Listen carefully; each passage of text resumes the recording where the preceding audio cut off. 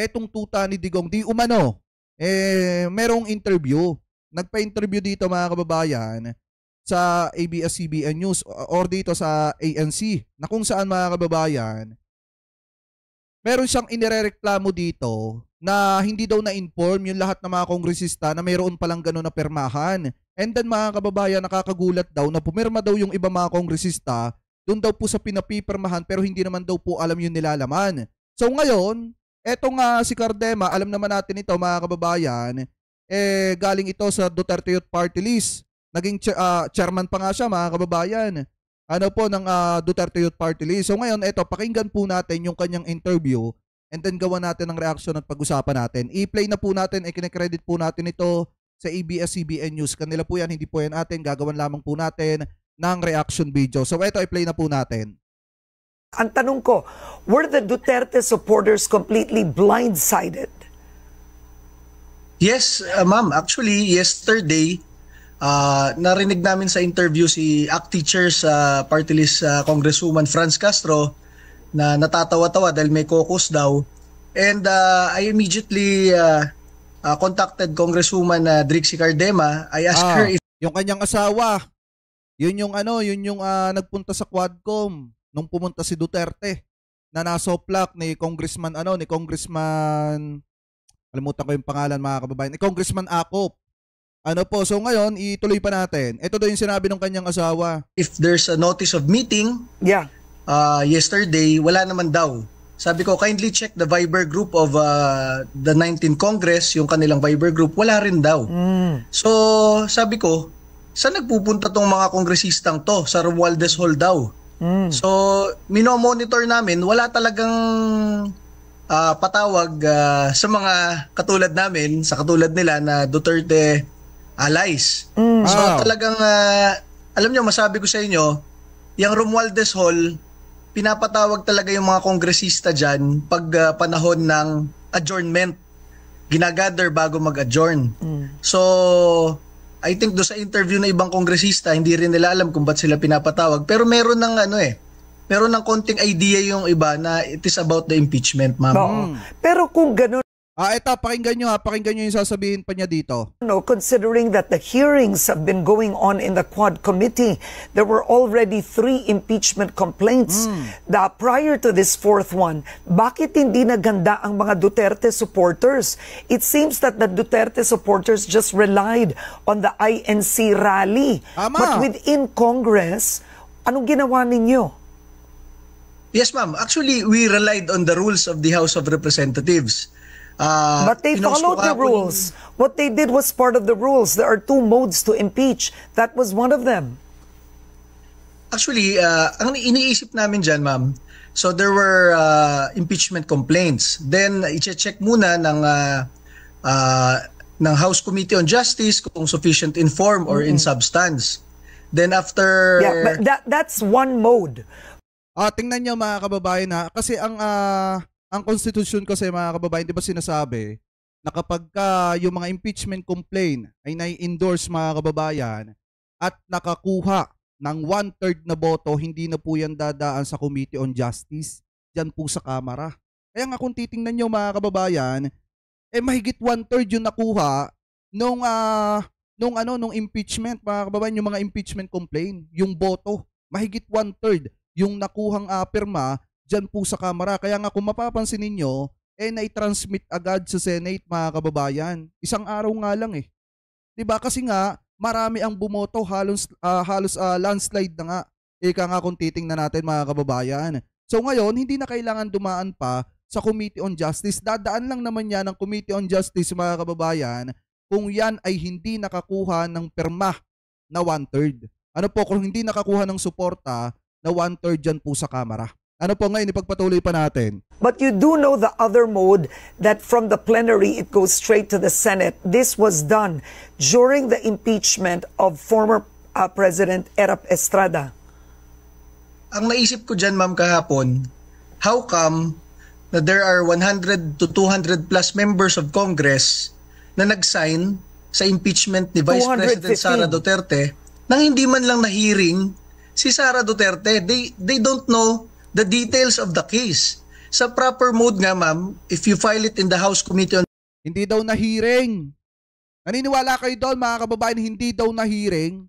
Di ba maraming beses na ipinatawag itong si Sara Duterte sa Kamara, mga kababayan. Kaso nga lang, umaattend siya minsan, umaattend si Sara Duterte pero hindi naman niya sinasagot yung katanungan ng mga kongresista natin dyan sa Kamara. At ang isa pa dyan, mga kababayan, maraming patawag sa kanya na hindi po niya pinansin. Doon pa lang, nabigyan na ng public knowledge sa mga kababayang Pilipino natin kung ano ba talaga yung pinag-uusapan at kung ano yung possible na nilalaman nung mga impeachment complaint laban po dito kay Sara Duterte. At ang isa pa dito mga kababayan na isa publiko naman po yan. Ano po, nung ipinal yung mga impeachment complaint, yan po ay naisa publiko at nakita po yan ng mamamayang Pilipino. Kaya kung tutuusin mga kababayan, kung yung taong bayan nga may public knowledge na about po dito sa usaping ito, yun pa kaya mga kongresista, wala. Especially, yung mga taga-suporta pa kaya ni Duterte, wala. Diba mga kababayan? Anyway, ipagpatuloy pa natin. Justice, kasi nandun yung mga abogadong kongresista, ipapatawag pa nila mismo yung respondent, yung kinakasuhan, di ba? Diba? Para ma-hear naman yung side niya. Wasn't she called already during the Quad Committee hearings? These 7 articles of impeachment, most of them are actually fruit coming from the Quad Committee hearings. How she used her confidential funds, how she used money that was when she was DepEd Secretary. Kumbaga, she attended those hearings until one day she just refused to attend. Natatawa nga ako dito kay Cardema, mga kababayan, hindi mo alam yon. Hindi mo alam yon. Alam nga ng taong bayan yan eh. Kita nyo mga kababayan, yung tanong sa kanya ni Karen Davila dito, ni Ma'am Karen Davila, talagang, kung tutusin, wala silang alam doon. Maraming beses nang naipatawag itong si Sara Duterte at doon pa nga lang sa mga katanungan sa kanya about sa paggasta ng pera ng mamamayan, hindi ba sagot? Nabigyan nga lang to ng kaliwanagan lahat mga kababayan noong ang sumagot na ay etong si Gina Acosta na kung saan pa simple niyang inilaglag etong si Sara Duterte. Ano po, anyway, ipagpatuloy pa natin. And refused to explain her confidential funds. Kumbaga, yes, ma'am. This was all heard. Diba? A lot of the charges were heard. Yes, ma'am. But ang sinusunod ng mga members of Congress, syempre, di ba, rules-based daw tayo sa Congress. Ang inaantay natin dyan, ipatawag siya ng House Committee on Justice. Then, ma-hear ng House Committee on Justice yung both sides. Yung mga nagko-complain, pati yung respondent. Ang tanong kasi dyan, mga kababayan, ganito. Sa maipatawag ba si Vice President Sara Duterte, a-attend kaya siya sa Kamara? Kaya nga mga kababayan, ganito yan eh. Yung kasi mga impeachment complaint, once na na-i-endorse po yan, mga kababayan, and then gumulong na yung due process dyan, natural mangungulekta sila ng pirma ng kanilang mga kasamahan na sumusuporta para maiakyat na ito sa Senado mga impeachment complaint na ito. So ngayon, kung titingnan nyo mga kababayan, nasa Constitution po yan, na kapag nakakuha ng 1/3 na boto mula sa mga miyembro ng Kongreso, mga kababayan, yan po ay iaakyat na itatransmit na yan sa Senado at hindi na po yan dadaan sa Committee on Justice. Ngayon mga kababayan, ganito yan. Kung hindi nakakuha yan ng 1/3 na suporta o 1/3 na boto sa Kamara, ngayon dadaan naman yan sa Committee on Justice at doon magsisimula yung mga hearing at pagdinig ukol dito mga kababayan sa mga impeachment complaint at doon din ipapatawag ang ating Vice Presidente. Ang tanong ngayon mga kababayan, kita nyo naman, yung naging resulta, nasa 215 yung nakuha na pirma para suportahan itong impeachment laban po kay Vice President Sara Duterte. Sa tingin nyo mga kababayan, nakuha yung 1/3? Hindi. Natural nakuha, sobra-sobra pa nga eh. Kaya hindi na nga dumaan sa Committee on Justice at diretso agad na nai-transmit sa Senado. So sana naintindihan ni Cardema. Ipagpatuloy pa natin. Para ma-weigh in ng mga kongresista kung meron bang basis tong impeachment na ito. Ang nakakagulat, nag-approve na lang yung 100 to 200 kahapon, last day of Congress, na ini-impeach nila yung Vice President Sara Duterte. Na sa tingin ko, hindi naman nila alam talaga yung details. Kahit magtanungan tayo, magdebatihan tayo dito sa mga 200 plus na ito, baka yung mismong articles of impeachment hindi nila sa ulo o hindi nila alam, ma'am. So yun ang pinagtataka natin, bakit na railroad ng ganun kabilis? Kung ikaw ay kongresista, you are the representative of your district, of your province, you are representing the people of the Philippines. Siyempre gusto rin ng mga Pilipino, dahil ibinoto nila si Sara Duterte, 32 million, na ma-hear. Dati yon. Dati may 32 million siya, pero ngayon wala na. Baka nga 4 million, wala pa siya eh. Diba mga kababayan? Dati may 32 million siya, ngayon wala na. Yung side ni Sara Duterte, di ba? What are you representing? If you railroad the process, binoto ng mga constituents mo si Sara Duterte as their vice president, di ba? All right. So clearly, the Duterte supporters believe that this was railroaded, and you feel that the confidential fund hearing that was conducted by the Committee on Good Government was not sufficient to impeach her. Yes, ma'am. Because in Congress, kahit nga isang kongresista na biglang magtuyo lang, pwede ka na mag-file immediately in the afternoon ng isang House resolution to investigate yung kaaway mo sa buhay. So if the matter is being heard by the Quadcom, it is not the proper forum. Okay. Ayon sa rules of impeachment proceedings, it is the House Committee on Justice. And nakalagay dyan, kung merong inaakusahan, ipapatawag mo para marinig rin yung side po niya. Oo. Tungkol sa impeachment. O ayan mga kababayan ha, yung pananaw ni Cardema. Pero tandaan natin may dalawang proseso ang Kamara. Ano po sa issue ng impeachment mga kababayan. Unang-una, yung pagkuha nga at paglagap ng mga perma. Na kung saan kapag ka naka 1/3, hindi nadadaan sa Committee on Justice. Ngayon, yung isa naman mga kababayan, kung sakaling hindi suportahan ng 1/3 na miyembro ng Kongreso, yung mga impeachment complaint mga kababayan, dadaan po yan sa Committee on Justice at ihihiring po yan mga kababayan. So ngayon, ang nangyari dito, nakakuha ng 1/3 na pirma, kaya kung titingnan ninyo mga kababayan, na i-transmit po agad siya ng napakabilis sa Senate. Ganun po yung proseso ng Kamara. So ngayon mga kababayan, ang maganda dito, kahit magreklamo sila dyan, mag-iiyak sila dyan, wala na silang magagawa kasi dire-diretso na yung proseso ng impeachment mga kababayan. Sa ayaw at sa gusto nila, may impeach etong si Sara Duterte. At tandaan natin mga kababayan, once na tumakbo etong si Sara Duterte, kung sakaling hindi man siya ma-impeach, once na tumakbo siya mga kababayan sa pagka-presidente, hindi pa rin siya mananalo. Bakit mga kababayan? Kung etong nga mga kongresista sinusuportahan na ma-impeach etong si Sara Duterte, sa tingin nyo, hahayaan kaya ng mga kongresista na yung mga tao sa kanilang nasasakupan susuportahan etong si Sara? Hindi mga kababayan. Tandaan po natin yan. Kahit ako maging kongresista, kapag hindi ko gusto yung presidente,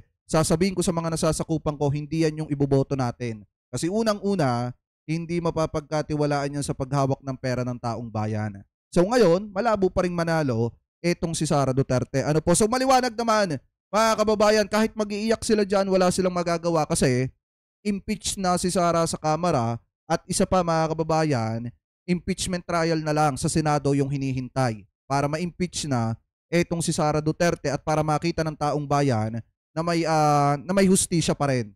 Ano po, kapag kayong politiko hindi maipaliwanag kung saan dinala yung pera, may hustisya pa rin para dyan. Ano po mga kababayan? So anyway, ngayon punta naman po tayo dito sa last topic natin na kung saan eto pong si Senator si Congressman Erwin Tulfo nagsalita na mga kababayan about do sa dahilan ng hindi po niya pagpirma. Eto yan kasi mga kababayan, ang pagkakaalam ko parang yung asawa ni Senator Rapi Tulfo ay pumirma. Yung anak ni Senator Rapi Tulfo, pagkakaalam ko pumirma din. So hindi lang pumipirma dito ay etong si Congressman Erwin Tulfo. So ngayon mga kababayan, basahin natin itong kanyang paliwanag kung bakit siya hindi pumirma doon po sa pagsuporta sa impeachment nitong si Sara Duterte. So sabi niya dito, ito daw. Yan. Sa mga nagtatanong kung bakit hindi ako pumirma sa impeachment complaint laban kay Vice President Sara Duterte kahapon, February 5. Hindi po ako pumirma sa impeachment complaint laban kay VP Sara dahil iniiwasan ko pong magkaroon ng bahid ang aking paghuhusga sa impeachment sa impeachment trial sakaling manalo ko bilang senador at maging senator judge po tayo. Alam niyo mga kababayan, ang problema kasi dito, dalawang bagay yung nakikita ko. Unang-una, yung maganda dito, ito yung isang patunay na hindi sila kinukontrol ng presidente. Kasi nasa line up po ito mga kababayan ng Bagong Pilipinas. So ngayon, ito yung isang patunay na hindi kinukontrol ng presidente yung mga nasa line up niya na magdesisyon about dito sa impeachment itong si Sara Duterte. Kasi nga mga kababayan, mismong si Erwin Tulfo na ang nag-decide na hindi siya pumirma kasi ayaw niya daw magkaroon ng bahid ng paghuhusga kung sakaling titindig siya bilang judge ng dyan sa magiging impeachment trial sa Senado sa 20th Congress mga kababayan. So ngayon, ang isa pang nakikita ko dito, masyadong naging maaga yung pagiging asumero ni Congressman Erwin Tulfo. Pasintabi po mga kababayan sinusuportahan natin to pero parang ang dating kasi sa taong bayan, maaga pa lang, alam mo na sa sarili mong panalo ka na. Kasi kung titingnan natin mga kababayan, pagiging asumero po yung sinasabi dito. 'Di ba? Pagiging asumero mga kababayan, yung sabi niya na kung sakaling manalo siya bilang senador, magiging judge siya. Maaga pa lang po, wala pa pong Mayo 12, marami pa pong pwedeng magbago. Kaya dapat sundin natin kung ano yung interes ng mamamayang Pilipino. Hindi naman kasi porket pumirma ka doon na sumasang-ayon ka na ma-impeach itong si Sara Duterte, ay hinuhusgahan mo na dapat siyang ma-impeach. Ang sinusunod kasi natin dito yung panawagan ng sambayan ng Pilipino, yung interest ng mamamayan, yung pinag-uusapan ngayon. Pagka ganito na maaga pa lang, mga kababayan na nag-a-assuming na, baka mausog, ika nga ng mga matatanda. Baka mausog at magulat tayo na saglip na siya yung number 1 na mananalo, hindi pala. Diba? So anyway, sabi pa dito, ilang buwan na lang bago ang halalan at pagkakaroon ng bagong grupo ng mga senador na sisiyasat sa mga ebidensya. Ito yung pagtutuunan natin ng pansin sakaling maging senador judge po tayo na magbibigay ng tamang hatol o desisyon ayon sa mga ilalatad o ilalatag na ebidensya ng magkabilang panig. Gayunpaman, habang wala pa tayo sa pagkakataong iyon, patuloy po tayo sa ating laban para maayos ang buhay ng mga Pilipino, patuloy ang ating trabaho at pagiging kakampi ng inaapi. Diba? Taong bayan yung sinasabi mo dito, Congressman Erwin Tulfo. Sabi mo, ipagpapatuloy mo yung pagbibigay ng maayos na buhay sa mga kababayan natin Pilipino. So paano mangyayari yon kung ang panawagan nga ng taong bayan ay ma-impeach etong si Vice President Sara Duterte tapos hindi ka pa sumang-ayon? Diba mga kababayan, dyan pa lang kasi makikita nyo na agad na hindi ko naman sinasabi na pro-Duterte siya, hindi ko naman sinasabi mga kababayan na pro-government siya. Ang sa akin kasi masyado pa pong maaga para mag-assuming. Kasi pwede pong mausog yan anytime. At marami pong pwedeng magbago habang lumilipas po ang panahon, buwan at taon. Tandaan po natin yan mga kababayan. So ngayon, yan yung naging pahayag ni Senator Erwin Tulfo, ni Congressman Erwin Tulfo, kung bakit siya mga kababayan hindi po pumirma. So nasa sa inyo na lamang po yan kung paano nyo po iintindihin. Pero sa akin, in my own opinion, dalawang bagay nakikita ko dyan. Una, isang patunay na hindi kinukontrol ng gobyerno ni PBBM, ng presidente, etong mga tao na katulad ni Erwin Tulfo, kahit pa kasama sa slate ng Bagong Pilipinas. At eto rin yung isang patunay mga kababayan, na maaga pa lang po ay nag-a-assuming na etong si Congressman Erwin Tulfo. So nasa sa inyo na lang yan mga kababayan kung ano po yung magiging hatol po ninyo dyan. Kasi taong bayan naman ang buboto kung karapat-dapat ba siya or hindi.